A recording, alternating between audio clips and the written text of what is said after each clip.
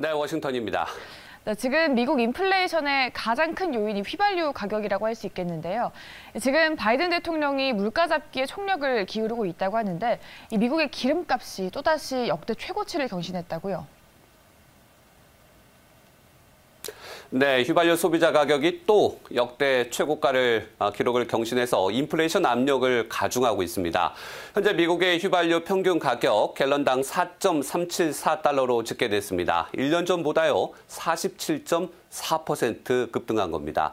4달러를 넘어선 것은 14년 만에 처음입니다. 이에 따라 미국인들 주유할 때 1년 전보다 갤런당 1.407달러, 우리 돈으로 1,800원 정도를 더 내야 합니다.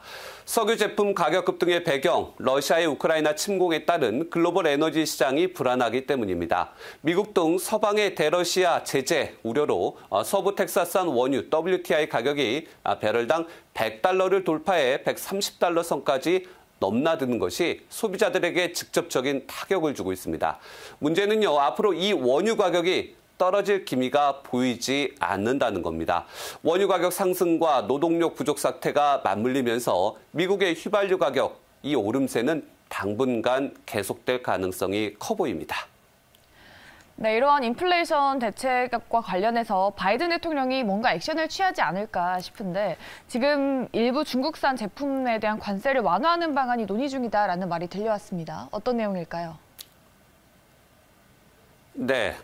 바이든 대통령으로서는 40년 만에 최악의 인플레이션 상황, 이제는 뭐라도 해야 합니다. 바이든 대통령은 일부 중국산 제품에 대해서 고율의 관세를 부과해온 것을 완화하는 방안에 대해서 논의하고 있다고 밝혔습니다. 그동안 계속해서 인플레이션에 대처하기 위해 중국산 제품에 관세를 인하하거나 아예 철폐해야 한다는 주장이 미국 정부 내에서 제기돼 왔었습니다. 제니 델런 미 재무장관도 지난달 22일 일부 중국산 수입품에 대한 관세를 완화하는 것은 검토할 만한 가치가 있는 일이다, 이렇게 말한 바 있습니다. 바이든 행정부가 추가로 대중관세 완화를 검토하고 나선 것은 좀처럼 잡히지 않는 인플레이션이라는 발등 위에 불을 끄기 위한 것으로 해석이 됩니다.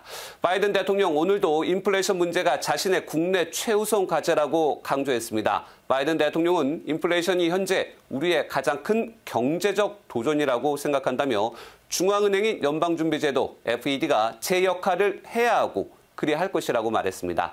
연준 치솟는 물가를 잡기 위해서 이달 초 기준금리 0.5%포인트 인상하는 빅스텝 조치를 했었죠. 다음 달도 빅스텝 예고되고요. 올해 몇 차례 추가 인상 예고하고 있는 상황입니다. 네, 이제 시장에 이어서 전기차 섹터도 한번 짚어보겠습니다. 어제 급락을 딛고 반등했는데 지금 미국에서 전기차 테슬라 13만 대가 리콜 조치됐다고 하는데 어떤 내용일까요? 네, 원인은 전기차 테슬라를 보면요, 가운데 크게 있는 그 터치스크린 디스플레이가 문제였습니다. 로이터 통신에 따르면 이 디스플레이 오작동으로 13만 대가 리콜 조치됐습니다.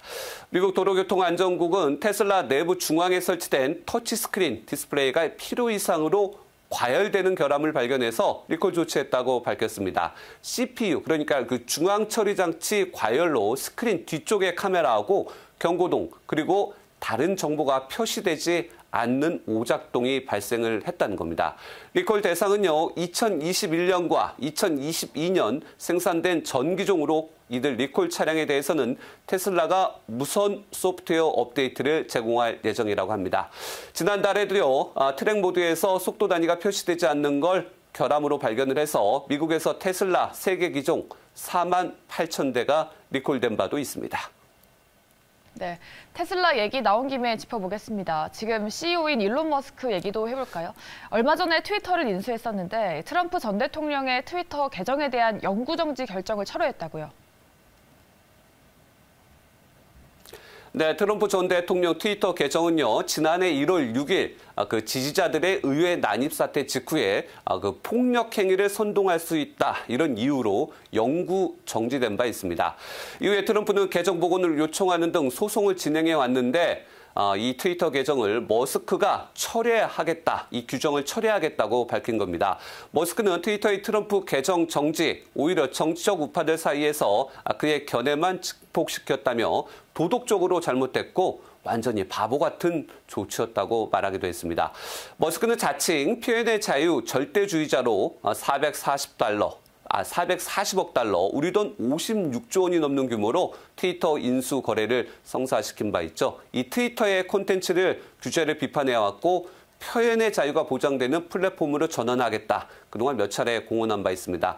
그런데 다만 트럼프 전 대통령은 머스크의 트위터 인수와 관련한 최근 언론 인터뷰에서 트위터 계정이 복원이 되더라도 자신이 만든 소셜미디어가 있죠. 트루스 소셜을 계속 이용하겠다. 이런 입장을 밝히기도 했습니다. 네, 이제 마지막으로 북한 이슈 한번 짚어보겠습니다. 5월에 북한의 핵실험 가능성이 지금 거론이 되고 있는데 이 미국이 북한 핵실험 가능성에 대해서 좀 어떻게 대응하고 있습니까? 네, 오는 20일 바이든 대통령이 우리나라를 방문하게 되는데 미 백악관, 북한이 가장 중요한 의제가 될 것이라고 밝혔습니다. 가장 시급한 현안으로 다루겠다는 의지의 표현이라고 볼 수가 있습니다. 미국 정부는 또 유엔 안보리에 북한의 탄도미사일 문제를 논의하기 위해서 오는 11일, 그러니까 이곳 시각으로 내일 긴급회의를 개최를 요구했습니다. 이번 회의 소집 요청은 북한이 주말에죠, 지난 7일 잠수함 발사 탄도미사일 SLBM을 발사하고서 이뤄진 것입니다.